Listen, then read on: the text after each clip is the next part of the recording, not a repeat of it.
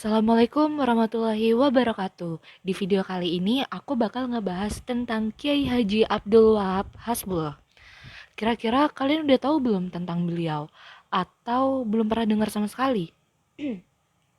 Oke, aku bakal jelasin ya.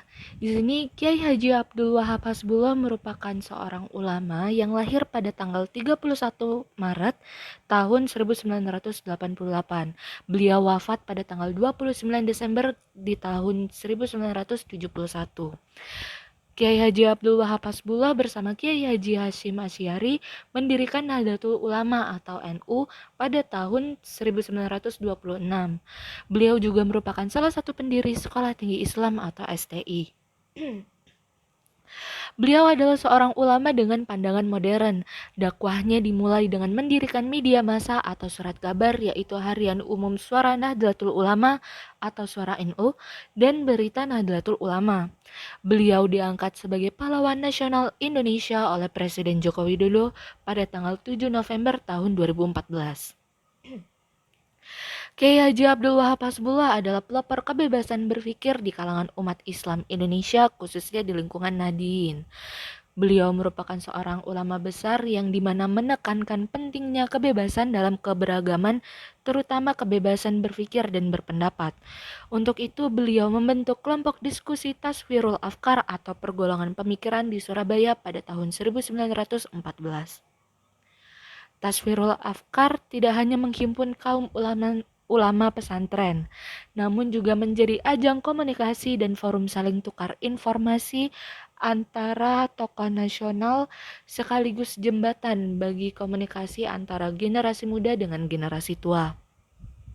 Karena sifat rekrutmennya yang lebih mementingkan progresivitas berpikir dan bertindak, maka jelas pula kelompok diskusi ini juga menjadi forum pengkaderan bagi kaum muda yang gandrung akan pemikiran keilmuan dan dunia politik. Dalam mengatasi permasalahan-permasalahan yang dialami oleh Indonesia pada saat itu, Kiai Haji Abdul Wahab Hasbullah mendirikan Nahdlatul Watan atau Kebangkitan Negeri pada tahun 1916.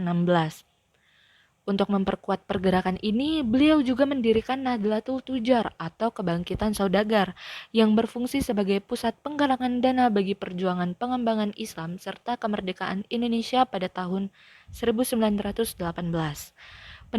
Pendirian Nahdlatul Watan ini merupakan bukti dari cita-cita beliau untuk membebaskan bangsa dari penjajahan kolonial Belanda dan juga untuk menanamkan nilai-nilai kebangsaan yang lebih dahulu muncul 10 tahun sebelum berdirinya Nahdlatul Ulama.